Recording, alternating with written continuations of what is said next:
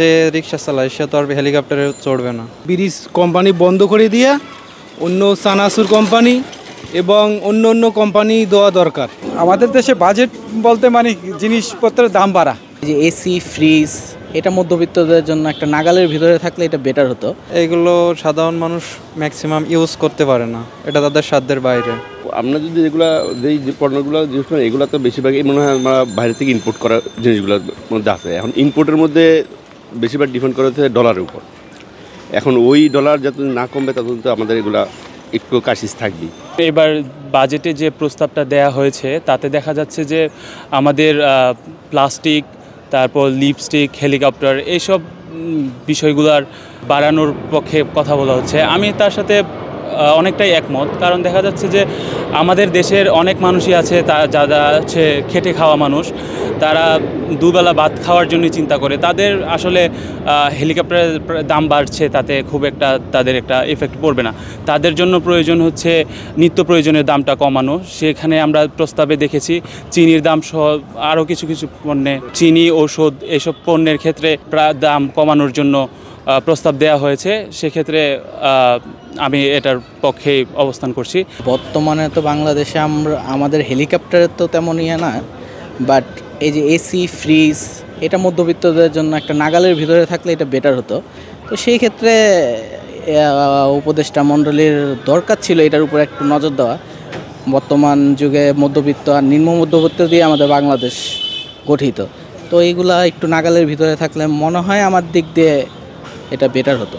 আমিও এক পোশাক শিল্পের সাথেই জড়িত আছি, যেটা আমাদের ক্ষেত্রে হবে আমাদের পার্শ্ববর্তী দেশগুলো ভিয়েতনাম, ইন্ডিয়া, অন্যান্য সাইডের যে দেশগুলো, ওরা এই ক্ষেত্রে মার্কেটটা পাওয়ার সম্ভাবনা আছে। আর সেই ক্ষেত্রে যদি আমাদের এখানে এইগুলার দাম বৃদ্ধি পায়, ট্রান্সপোর্ট বা অন্যান্য কস্টিংও যদি বৃদ্ধি পায়, সেই ক্ষেত্রে আমরা বাজারটা হারানোর একটা সম্ভাবনা আছে। তো আমার মতে এইখানেও সরকারের একটু নজর দেওয়া উচিত। আমাদের দেশে বাজেট বলতে মানে জিনিসপত্রের দাম বাড়া, মানে বাজেট যখন শুরু হয় তখনই মানে বাজেটের আগে থেকেই একটা দাম, বিভিন্ন জিনিসের দামের বৃদ্ধি কর একটা কোম্পানি, বিভিন্ন কোম্পানিগুলা তাদের একটা রেওয়াজ হয়ে যায়।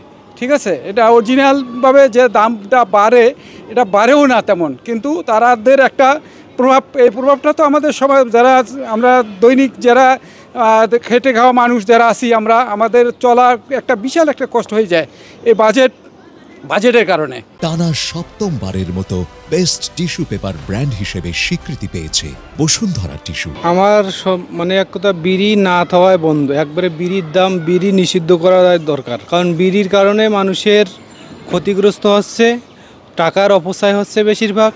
এই মানে যে ঘাটতিটা হচ্ছে, এই ঘাটতিটা জনগণের মাঝে অবশ্য অন্য খাদেও না, মানে ব্রিজ কোম্পানি বন্ধ করে দিয়ে অন্য সানাসুর কোম্পানি এবং অন্য অন্য কোম্পানি দেওয়া দরকার। এখন দেখেন, একজন নাগরিক হিসেবে আসলে যেই জিনিসগুলো আমাদের নিত্য প্রয়োজনীয়, তো এই জিনিসগুলোর দাম যদি কম থাকে বা সুলভ মূল্যে পাওয়া যায়, সেক্ষেত্রে দেখা যাবে যে সবারই উপকার। কিন্তু যেগুলো আসলে মানুষ আভিজাত্য প্রকাশের জন্য ব্যবহার করে, সেই জিনিসগুলোতে ফোকাস না করে দেখা যাচ্ছে যে যেমন ধরুন যে চাল, ডাল বা নিত্য প্রয়োজনীয় খাবার যেগুলো, সেগুলোর দাম একটু যদি কম থাকে বা একটু সাশ্রয়ী মূল্যে থাকে মানুষের হাতের নাগালে, তো সেটা সবার জন্যই আসলে ভালো। তো এই ক্ষেত্রে দেখা যাচ্ছে যে মনে করেন যে যে জিনিসগুলোর দাম বাড়ছে, মানুষ আস্তে আস্তে দেখা যাবে যে সাশ্রয়ী হবে, মানুষের চিন্তাধারার পরিবর্তন আসতে পারে, মানুষের দৈনন্দিন জীবনের খরচগুলো কমায় আনতে পারে দাম বা মূল্য বৃদ্ধির জন্য। এইগুলো সাধারণ মানুষ ম্যাক্সিমাম ইউজ করতে পারে না, এটা তাদের সাধ্যের বাইরে। যে রিক্সা চালায় সে তো আর হেলিকপ্টারে চড়বে না। আমাদের যেগুলি নিত্য প্রয়োজনীয় জিনিস সেগুলি তো আর বাড়ছে না, এগুলি তো কমতেছে। আর যেগুলি বাড়তেছে এগুলি আমরা আর কি বারবার ইউজ করি না, মাঝে মাঝে। যেমন হেলিকপ্টার, প্লাস্টিক জাতীয়, তাই না, চকলেট অথবা কসমেটিক্স, এগুলি থেকে তো আরও বের হওয়াই উচিত। আমাদের নিত্য প্রয়োজনীয় জিনিসগুলি তো আমাদের আসলে এগুলির উপরে বেশি টার্গেট থাকে, কারণ যেগুলি প্রয়োজন হয় বারবার, এগুলি বাড়লে তো আমাদের বারবারই এটা এফেক্টটা বারবার ফেস করতে হয়। আসলে এখন হচ্ছে আমি যেটুকু শুনতে পারছি, আমার ক্ষুদ্র জ্ঞানে যেটুকু আলোচনা হয়েছে বা যেটুকু জানি, যেটুকু শুনতেছি যে নতুন সরকার কিছু বাজেট কমাই দিয়েছে। আগে গত অর্থ বছরে যে বাজেটটা ছিল তার থেকে বাজেট অনেকগুলো কমায় নিয়ে আসছে। এই কমানোর পিছনে যারা মানে গুণী বিশ্লেষণ আছে তারা তাদের মতন বিশ্লেষণ করে তাদের ওই ইয়াটা কমায় নিয়ে আসছে। আসলে যেটা শুনতে পাচ্ছি কনস্ট্রাকশন বাজেট বা অন্যান্য যেই সামগ্রীগুলো আছে এগুলোর বাজেটগুলো কিছু বাড়তে ছিল। আমরা যদি যেই পণ্যগুলো জিনিস করি এগুলো তো বেশিরভাগই মনে হয় আমরা বাইরে থেকে ইম্পোর্ট করা জিনিসগুলোর মধ্যে আছে। এখন ইম্পোর্টের মধ্যে বেশিরভাগ ডিপেন্ড করা হচ্ছে ডলারের উপর। এখন ওই ডলার যতদিন না কমবে ততদিন তো আমাদের এগুলা একটু কাশিস থাকবেই।